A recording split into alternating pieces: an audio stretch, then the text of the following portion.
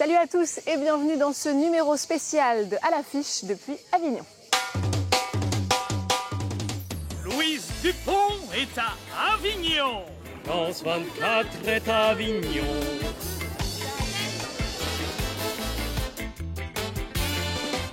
Aujourd'hui, nous délocalisons notre plateau dans la Cité des Papes à l'occasion de la 71e édition d'un des plus grands festivals de théâtre au monde. Depuis sa création par Jean Vilar, l'événement accueille des centaines de milliers de visiteurs venus découvrir les spectacles du IN, la programmation officielle, et du OFF, devenu laboratoire de création, avec cette année la part belle faite à l'Afrique subsaharienne. Et pour en parler, je vais tout de suite retrouver l'auteur et metteur en scène Dorothée Munyaneza.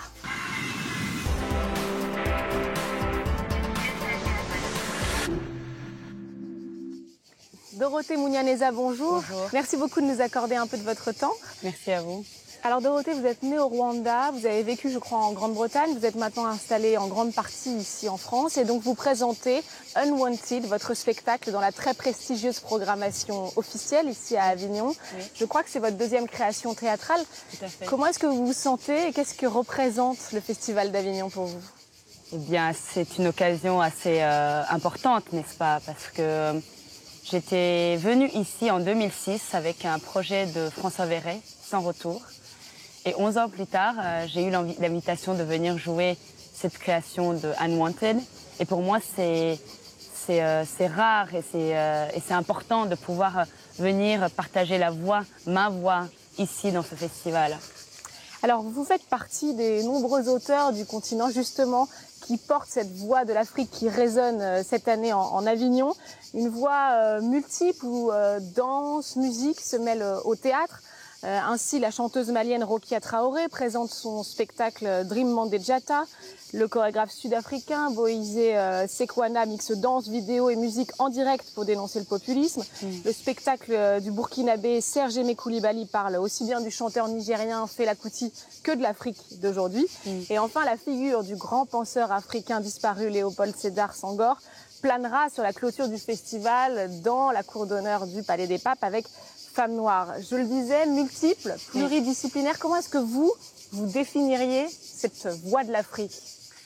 Elle est riche, très très riche et variée. On croit qu'elle est récente, mais elle est ancienne, la voix artistique africaine.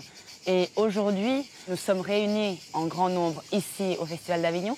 Et ailleurs, il y a d'autres lieux aussi qui accueillent nos voix contemporaines africaines pour parler de choses à la fois qui ont lieu sur le continent, qui ont lieu ici. Et c'est comment nous continuons à créer et raconter de manière artistique, que ce soit par le chant, la musique, la danse, le théâtre, toutes sortes d'écritures contemporaines pour raconter et témoigner. Alors justement, à ce propos, si vous le voulez bien, on va écouter Olivier Pi, le directeur du Festival d'Avignon. Il nous explique pourquoi il a souhaité cette mise en avant du théâtre de l'Afrique subsaharienne. Il y a en Afrique des nouvelles voix très différentes de ce qu'on a connu précédemment, bien sûr éloignées du folklore, mais éloignées aussi de ce qu'on fait en Europe. Et elles ont quelque chose en commun, je crois, elles sont tous extrêmement engagées, ces nouveaux artistes, ces nouvelles voix africaines. Elles travaillent souvent entre la danse, le théâtre, la parole, le poème, dans des formes inconnues jusqu'alors, mais tout avec l'idée de donner une nouvelle représentation de l'Afrique. Alors on vient de l'entendre, Olivier Pi parle de création engagée quand il parle du théâtre africain. C'est, on peut le dire, votre cas dans toute votre œuvre qui est traversée par un traumatisme. Vous avez fui le génocide rwandais en 1994. Ça va par exemple de la bande originale du film Hotel Rwanda que vous avez composé, interprété. On est en 2004, jusqu'à votre œuvre précédente, ça s'appelait Samedi détente, vous revisitiez votre propre enfance avant votre départ du Rwanda, évoquant les massacres entre rire et larmes, et Unwanted, cette pièce présentée cette année dans le IN. Est-ce que vous pouvez d'abord nous en dire plus sur Unwanted? Alors Unwanted, c'est une pièce qui donne la parole, où je porte la parole des femmes de mon pays, du Rwanda, qui ont été violées pendant le génocide, parce qu'il était important pour moi de parler du corps de la femme, notamment en temps de conflit, que ce soit en Afrique ou ailleurs d'ailleurs. En Syrie, on peut en parler, les femmes yézidis, en ex-Yougoslavie, Parce que l'homme, quand il envahit un territoire, il envahit aussi intimement et violemment le corps de la femme. Et donc pour moi, c'était important d'en parler, de témoigner et de porter la parole de ces femmes-là, tout en commençant par celle de mon pays. Que vous avez rencontré, on entend des témoignages dans cette pièce. Absolument. C'était important pour vous d'aller à leur rencontre? Rencontrer les femmes en chair et en os pour voir qu'elles ont des voix, elles ont une voix, elles ont un corps.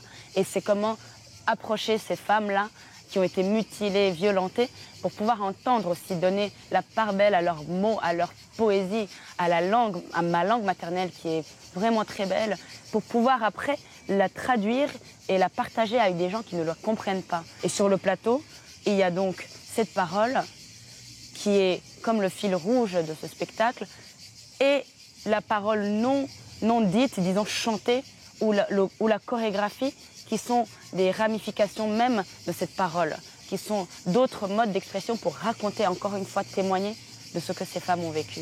Et on entend leur force de vie malgré ce qu'elles ont traversé. On va tout de suite justement se faire une idée de Unwanted en regardant quelques images du spectacle et la réaction des premiers spectateurs.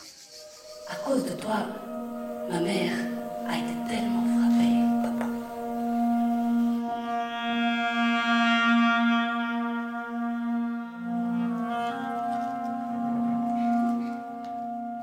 On arrive à en ressortir ressourcé. Et surtout, je suis aussi un homme. Donc tout de suite, il y a quelque chose qui me touche.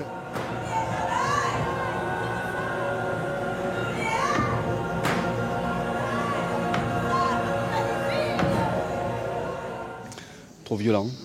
Moi, je trouvais que c'était juste. J'y vois un message très fort et optimiste. On a plutôt envie de se recueillir et puis de rester entre soi et soi-même.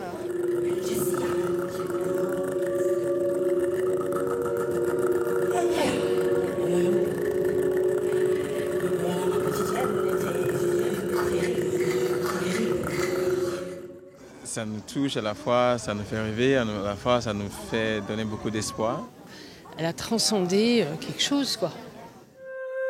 Il a enlevé sa bague, sa chemise, son pistolet et m'a poussé dans les escaliers.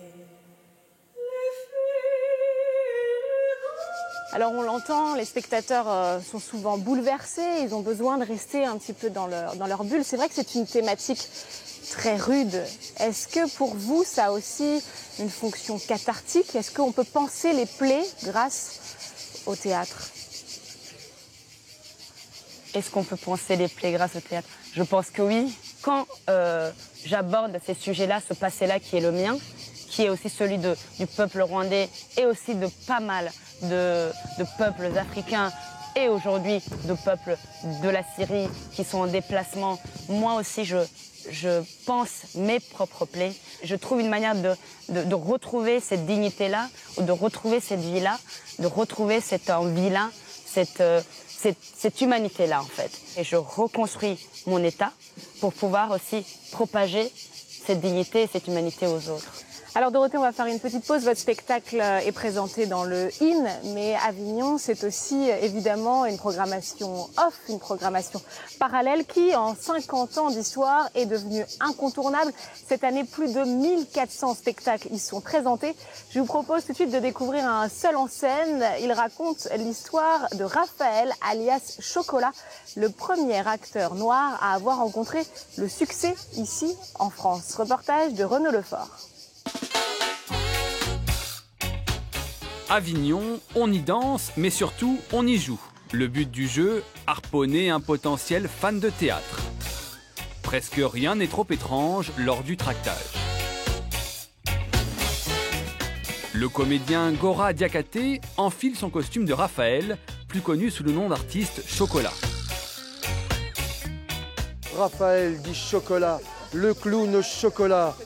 L'homme qui a inventé la comédie clownesque, le duo de l'Auguste et du clown blanc, l'histoire du premier artiste noir de la scène française, comment enfant esclave parti de la Havane est devenu la coqueluche des nuits parisiennes de la belle époque. Merci beaucoup.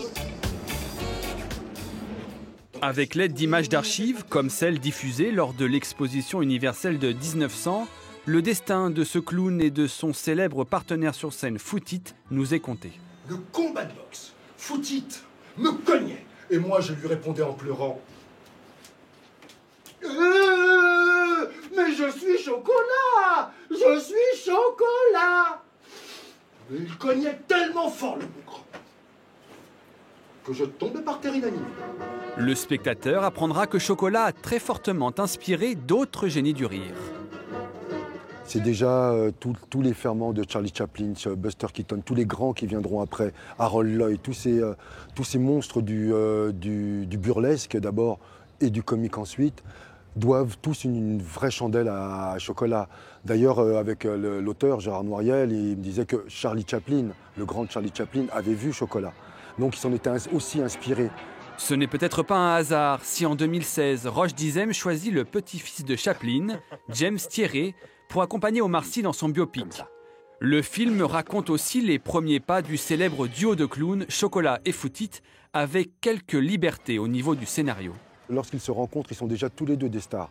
Alors, faire que l'homme blanc apprenne aux nègres à devenir un civilisé, les deux savaient faire rire chacun de leur côté. Les deux étaient les stars du nouveau cirque. Je cherche quelqu'un comme toi, quelqu'un pour renouveler mon numéro. Tu cherches un nègre? Je cherche un clown pour m'assister. Depuis 5 ans, Gora Diakhaté, bien loin du star system, se promène en France avec cet hommage à un artiste que la reconnaissance n'a pas assez embrassé. Et son combat pour la liberté, toujours en avançant, mais à sa façon.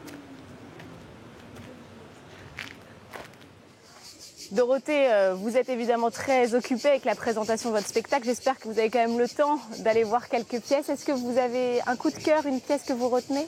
Oui, j'en ai une, particulièrement de Lemmy Bonifacio qui s'appelle Standing in Time, où on est mené à écouter, regarder et évoluer avec des femmes sur le plateau qui chantent et qui se meuvent d'une manière très lente, qui évoluent dans cet espace, dans un temps étiré qui nous invite à une contemplation et aussi à rentrer dans ces lamentations, dans ces chants de deuil, mais aussi de grande dignité et de grande beauté. Pour moi, voilà, c'est mon coup de cœur, Standing in Time. Merci beaucoup Dorothée Mounianeza d'être venue nous parler de votre spectacle Unwanted et merci évidemment à vous d'avoir suivi cette édition spéciale de À l'affiche depuis la Cité des Papes. Le festival d'Avignon dure jusque fin juillet. D'ici là, n'oubliez pas de nous retrouver sur france24.com ainsi que sur tous nos réseaux sociaux. On se quitte donc avec Standing in Time de Lemmy Bonifacio. Je vous laisse découvrir et vous dis à très vite.